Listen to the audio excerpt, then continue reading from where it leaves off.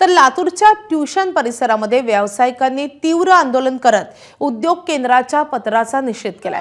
उद्योग भवन परिसरातील क्लासेस तत्काळ बंद करण्याबाबतच्या पत्राविरोधात संतप्त व्यावसायिक रस्त्यावर उतरलेत। एका व्यक्तीच्या प्रकरणामुळे संपूर्ण ट्यूशन एरियाची बदनामी होत असल्याचा आरोप करत या व्यावसायिकांनी प्रशासनाच्या विरोधात घोषणाबाजी केली आहे। यावेळी जिल्हा उद्योग केंद्राच्या पत्राची होळी करण्यात आली आहे, तसेच बोंब मारो आंदोलन करत निषेध व्यक्त करण्यात आला। परिसरातील शेकडो क्लासेसमुळे hotel, hostel, book centre, xerox centre आणि इतर व्यवसाय अवलंबून असल्याने हजारोंच्या उपजीविकेवर परिणाम होणार असल्याची प्रतिक्रिया या आंदोलकांनी दिली आहे।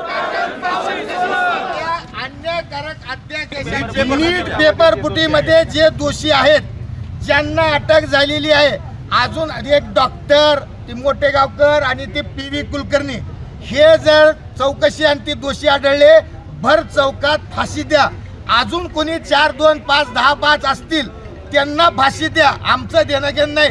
23 लाख विद्यार्थ्याच्या भवितव्याशी खेळणाऱ्याला चौकात फाशी झाली पाहिजे।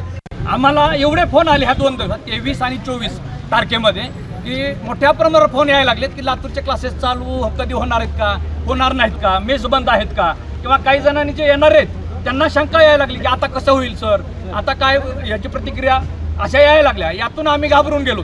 हे असं नव्हतं ना, मुळात एक क्लास संचालक दोषी सापडलाय तर आहेत 200-400, बरोबर आहे। हे नोटीस समजा 3 हॉस्टेलला गेलेली आहे, माझ्यामध्ये 3 ते 4 असेल, पण 400 पेक्षा जास्त हॉस्टेल आहेत।